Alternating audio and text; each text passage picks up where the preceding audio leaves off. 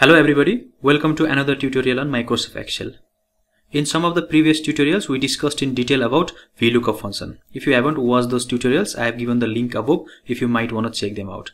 Now in this tutorial we shall learn how to create an interactive Gantt chart in Excel. We shall use two methods to make Gantt chart. First is manual method by creating boxes and adding formulas. Second is by using Excel built-in chart option. Mostly first option is preferred and adapted, but you can use any option as per your convenience. And if you are new to this channel, we post this kind of engineering and workbook tutorials every day. So if you want to explore and learn more, you can subscribe to our channel and support us by giving constructive comments. And with this note, let's jump right into the tutorial.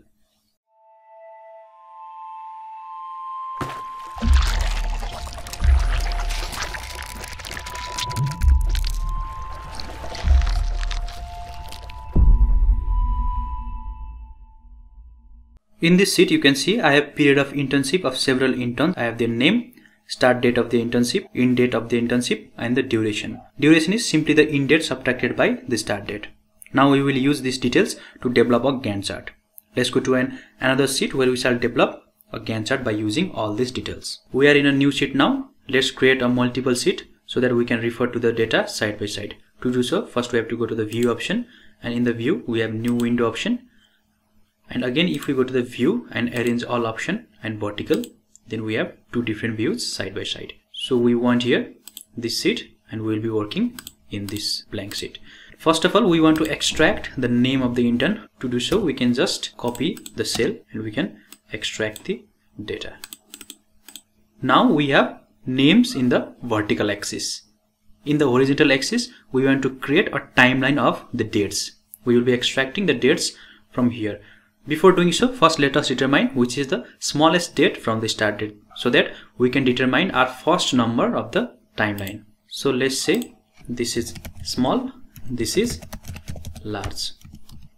We can just use the formula small, this is our number array, and we want the smallest number, so we type 1, and we want large, so again we type large as our formula.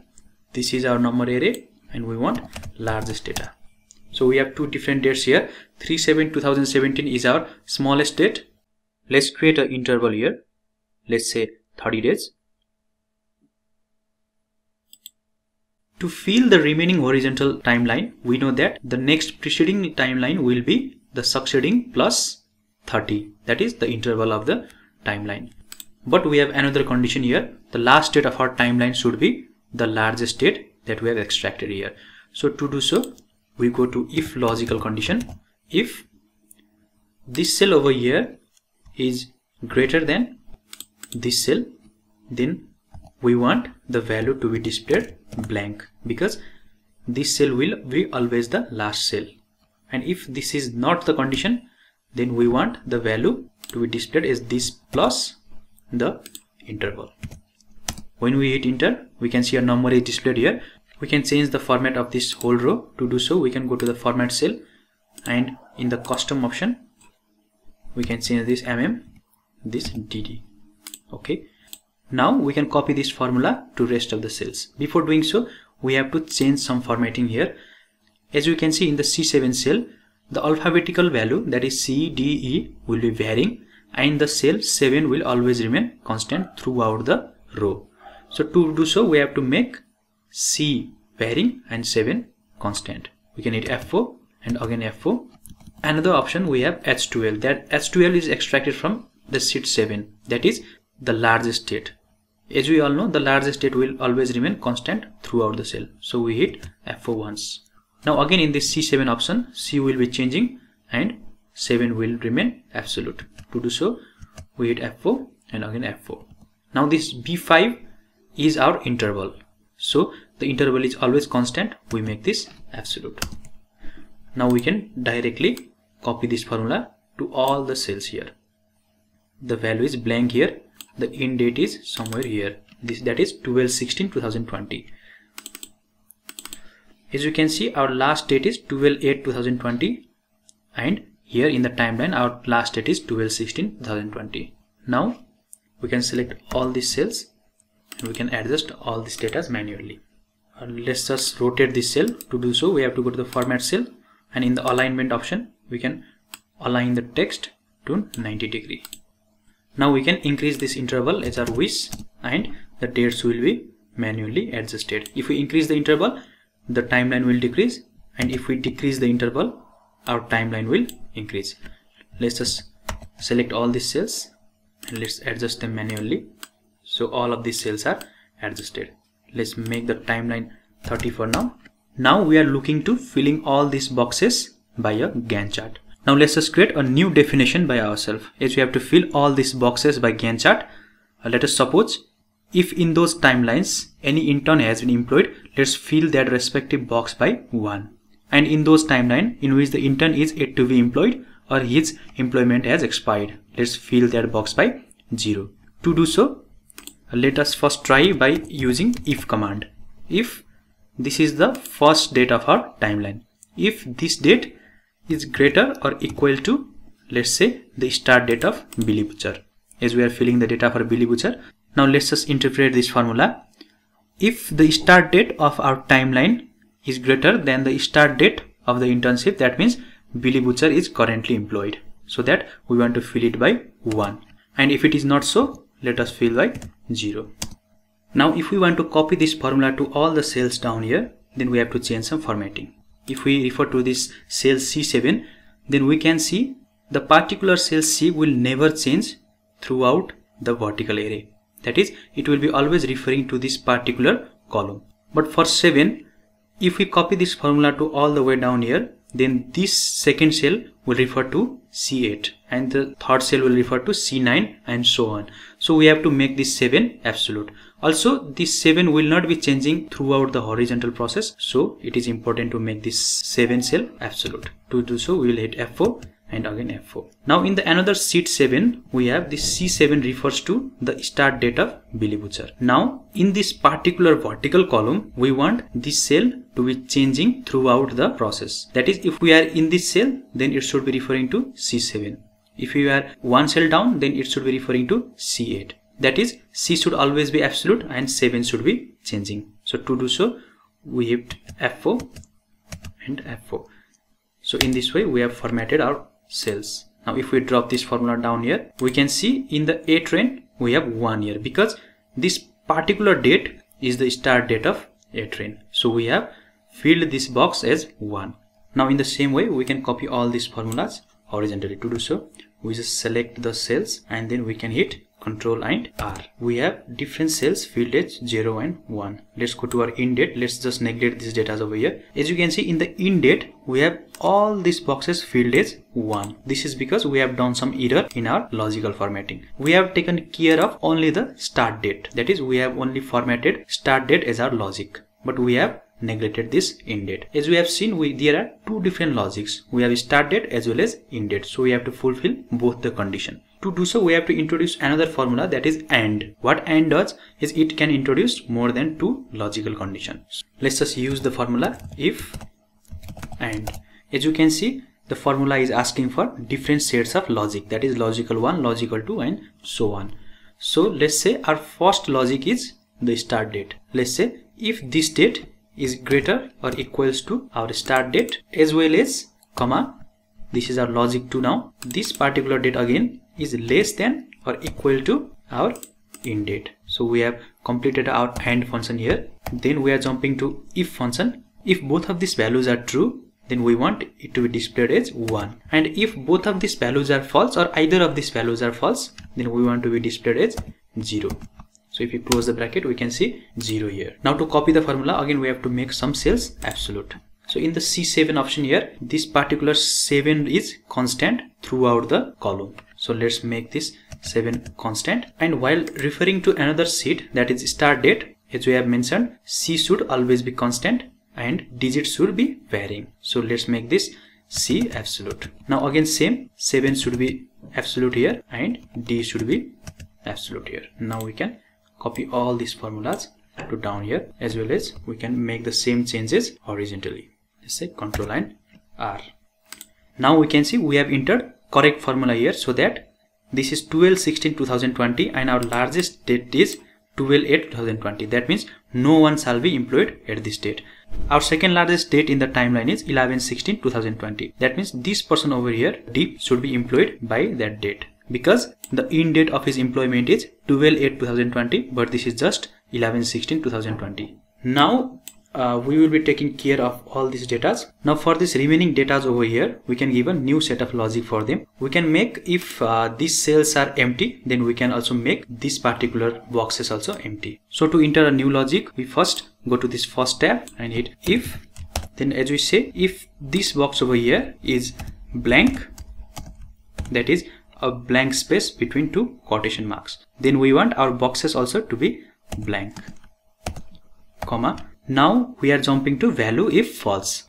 Now if this particular condition is false, that means the box over here is not a blank box, then this logic shall be generated. That is, we have created a logic to generate 0 and 1. So if it is blank, then a blank box will be displayed, and if it is not blank, then we will be jumping to next logic. Now we have two things to be done here. First we have to close this bracket, and we are closing the bracket. Now again we have to make this 7 tab absolute. To do so, we have to hit F4 and again F4. Now we can copy all this formula all the way down here, and again if we enter shift and arrow, then we can jump all the way to infinity. Now if we hit Ctrl and R, then we can see these extra boxes are automatically eliminated.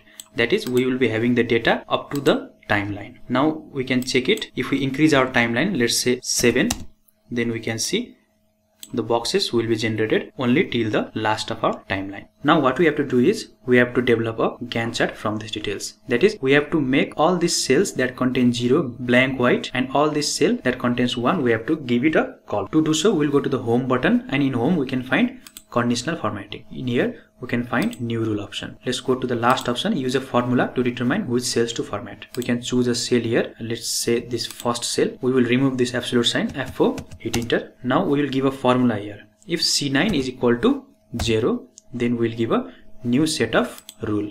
So we'll go to the font option, and in font we will be giving the font color white, so that this black text will be replaced by white, and this cell over here will be left blank. Okay, and again okay. As you can see, this cell over here is replaced by its concurrent color, that is, it is hidden somewhere in the background, so we cannot see the text. Now we can format this cell. Let's choose all of these cells. Now as you can see, all our zeros are hidden, and all the thing that is left is 1. Now let's just enter a new row between all these names, so that our Gantt chart will look nice and clean. Now we have to fill all these boxes that contain 1 by a specific color. To do so, we can again click this box, and we can go to conditional formatting, new rule, and again same way, this box over here, we will remove this absolute sign, enter. If this cell is equal to 1, now we will set a new set of formatting. Let's choose a fill option. Let's fill it by a specific color, let's say this color. Now we go to the font option. As we have filled it by a specific color, if we fill the font by same color, then the font will be, or the text will be hidden in the background. So let's just choose the same color as we have chosen in the fill option. Okay and okay. As you can see, this box is completely filled by a color, and also the text is hidden inside the box. Again we can format painter. We can choose this box, and we can go throughout our data. Now as you can see, our Gantt chart is ready. If I decrease the scale, then we can see it more clearly. We can even increase or decrease the size, let's say 45 days, and the chart will be adjusted automatically. So this is the best option to make a Gantt chart in Microsoft Excel. Now we will be looking to the second option, that is by using built-in chart option in Excel. So we can even use the built-in chart option of Excel to construct a Gantt chart. To do so, we first go to the insert option, and in the insert option we have built a column or bar chart. We click here, and in the 2D bar option we can select stacked bar option. A blank chart will appear. Now we can manually add data into this chart. So to do so, we right click the mouse, and we can see here select data. Then we go to the add option. We can see series name as start date, and in the series value we can choose the values from the table. Hit enter. Okay. Now again we can add another value, let's say duration, and in the table area option we select all these durations. Hit enter. Okay. Now in this horizontal category, we want name to be displayed in the horizontal tab. We go to edit option, and in the axis level range we select all these data. Now as you can see, we have two different sets of color displayed in the chart. And also another thing to be noticed is, our name is in reverse order. That is, our Billy Butcher is in the last year, but our Billy Butcher in the table is first. To correct this, we can select this name axis over here, and if we right click, we have format axis option. And in the format axis, we go to the axis option. In this axis option, we have categories in reverse order. If we click this, then we can find the data to be displayed in the correct order. Close this. Now next thing we are going to do is, we are going to fill this blue color by white background. That is, we just want this duration to be displayed. To do so, select this blue bar and go to the format data series. And in the fill option, we can find no fill option. If we select no fill, then automatically all these blue axes are replaced by blank fill. When we close this, now we can see we have correct format of our Gantt chart. But one problem is we have a large gap over here. So to reduce this gap, we have to maintain these data tables. That is, our timeline must be maintained somewhere nearer to this data. So to do so, we are going to select this data, go to the format axis option, and we have minimum and maximum value. So we have already determined the minimum and maximum range from here. So as a numerical value must be entered here, first I'll be converting this into a numerical data. Let's select this data, and again let's select largest data. We go to the format cells option, and in the number option, we go to general. And the smallest number is 42801 and the largest is 44173. We select this data, and the minimum is, we type it manually, let's say 42800, and the maximum is, let's say 44175. Just close it. Now we can see all these data are arranged in a specific manner. Now this looks rather compact. To reduce this, we can again go to the format axis option, and as we have measure unit is 200, we can increase its axis unit 250. Let's say now this looks nice and clean. So in this way also you can generate a Gantt chart in Microsoft Excel. There are basically two ways to generate a Gantt chart in Excel. The first one is by using the manual boxes and formulas option, and second one is by using the Excel inbuilt chart option. So actually first one is more preferred and adapted, so you can use any type of Gantt chart option as per your convenience. So I hope you liked the video. In the next tutorial we will be coming up with a next topic, so see you in the next video.